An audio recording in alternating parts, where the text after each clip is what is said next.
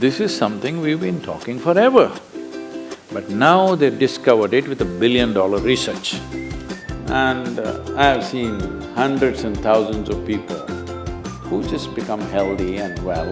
If something appears on my plate, if I just feel this, I know what to eat and what not to eat. You eat something today and see, just learn to observe how agile and how active your body feels after eating this food.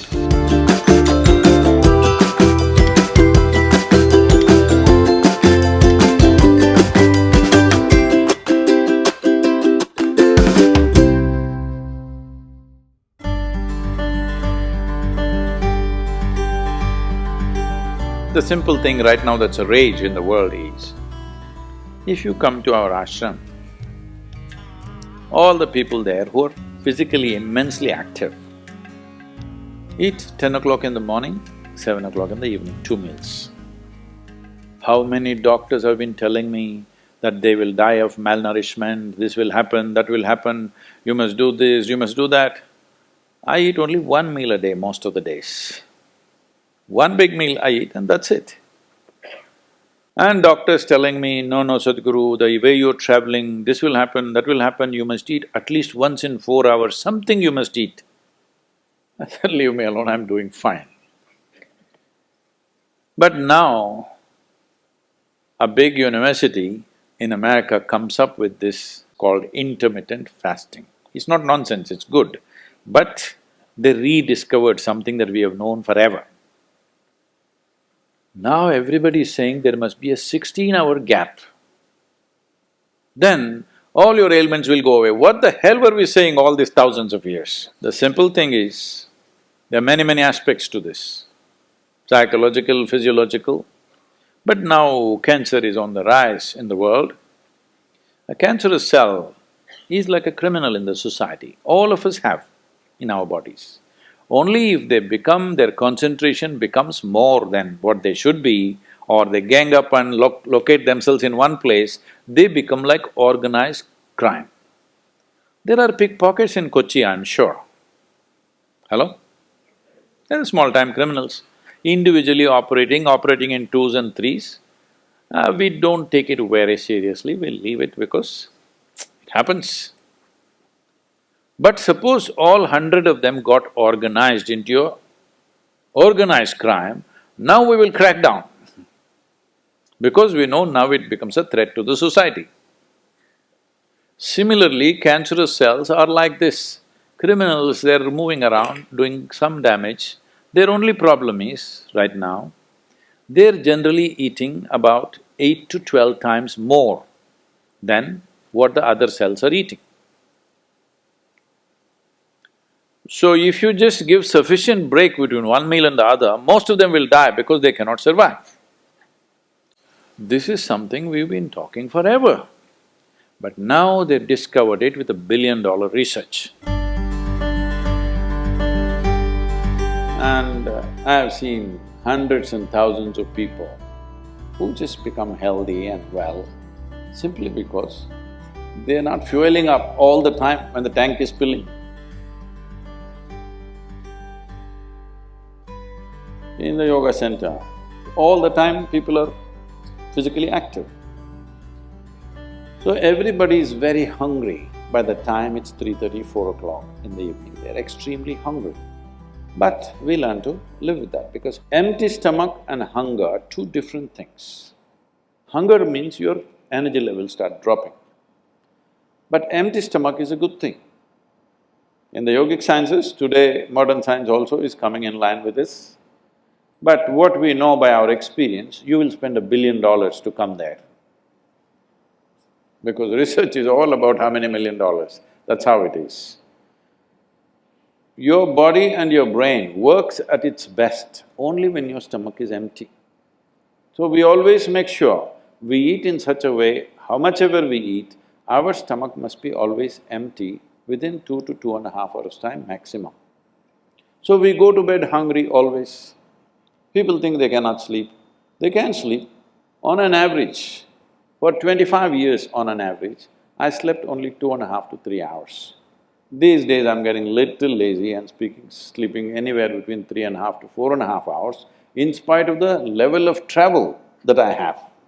When I say level of travel, if I say my level of travel in the next few days, you will fall off your chair. Yes? Should I tell you? No, not necessarily. Because in the next 10 days, I'm in 5 different countries, doing I don't know how many events, all kinds of events. So, you're able to keep this up simply because you don't overeat. It's very, very important. Everybody eats 2 meals. I generally eat only 1 meal, 4:35 in the evening, because I don't like to sit in front of the plate and worry about how much to eat. I like to eat well. So, 4:35 in the evening, if I eat a meal, it's only next day. Is this enough? Am I looking okay? Hello? Because any correction and purification that needs to happen in the body, your stomach needs to be empty. It's very, very important. Otherwise, the purification on the cellular level will not happen. You pile up things and then you have all kinds of problems.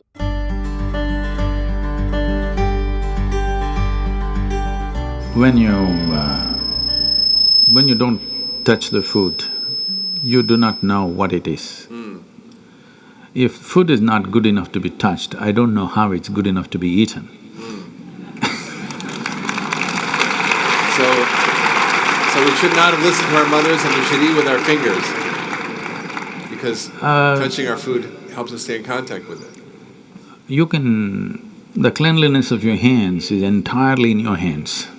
The cleanliness of the fork is not entirely in your hands. This is true.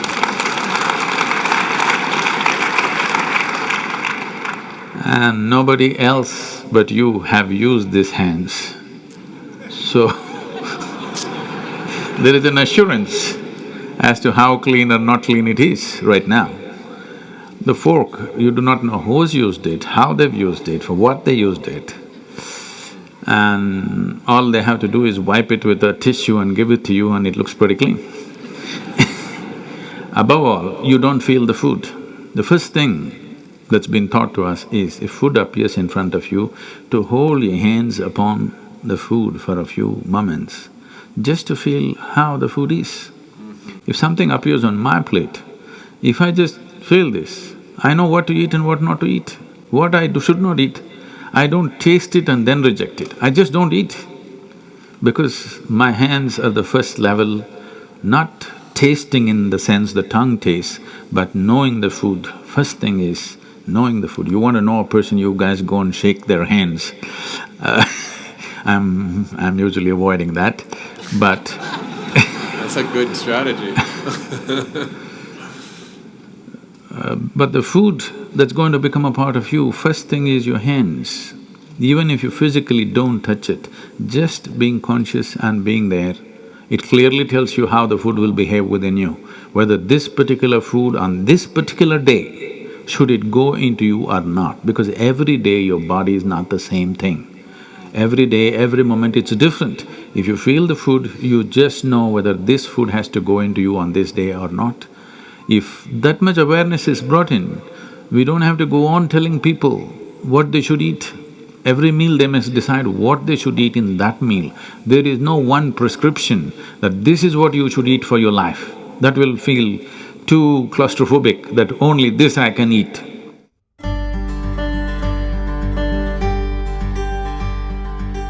Your selection of food and consumption of food also must happen consciously. More than what you eat, how you eat it is also equally important. When I say how you eat it, these are all live substances. Every one of them had a life of their own, whether it's a plant, animal, vegetable, every one of them had a life of their own. Now in some way, you're making food out of it, you must consume it with utmost gratitude. If you approach it with a certain sense of gratitude and reverence towards the food that you eat, when I say reverence, it may feel like too much for you, but I'm asking you, let's say we put you in a room and you had nothing to eat for 5 days. If God appears in front of you, what will you ask for? Food? So that's how important it is. You must understand the food on your plate is not just a substance, it is not a material, it is not a commodity, it is life. It is the life-making material for you. So you must treat it as such.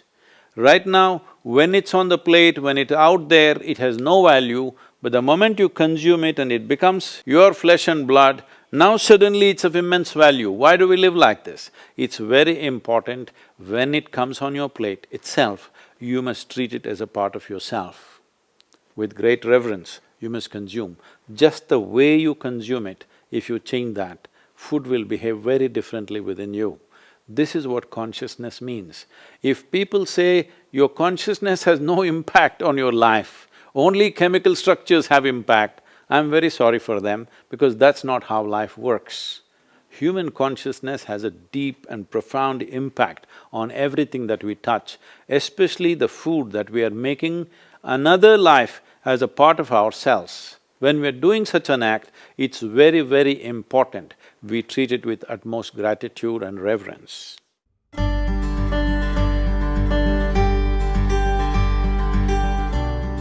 I want to tell you, there is no such thing as good habit and bad habit. Habit means you are functioning unconsciously. If you are functioning unconsciously, that's a bad thing because the whole thing about being human is we are capable of doing things consciously. That is the beauty of being human, that we can do everything consciously. What an animal does unconsciously, we can do the same thing consciously. We can eat unconsciously or we can eat consciously. We can breathe unconsciously or we can breathe consciously. Everything that we can do it consciously. The moment we do something consciously, suddenly that human being looks very refined and wonderful.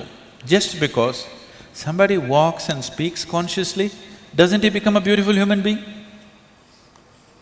Yes or no? That's all. So why is it that we are trying to develop habits as if there's a good thing? Habit means fixed realities, where you don't have to think. You get up in the morning and it'll happen to you. No, don't try to automize your life. That is not efficiency, that is the efficiency of the machine. This one is supposed to function intelligently and consciously. Nobody is expecting it to function like a machine.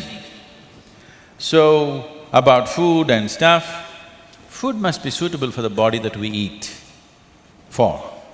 It is for the body. This is a building material for this body, the food that you're eating. What is the appropriate food? Unfortunately, is all messed up right now. Traditionally, we ate very sensibly in this country, but these 1,000 years of innovations have brought other kinds of food cultures, and today the national diet is pizza or pasta. What is it? Which is one? I don't know. Both were competing.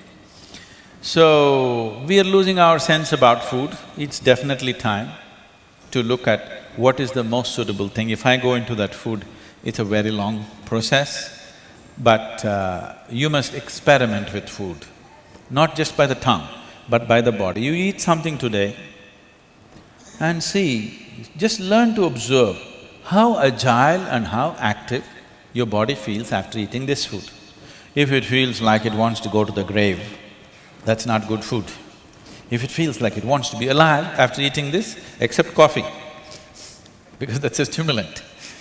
If you eat food and your body feels very agile and alive, that means it's good food, body is liking it.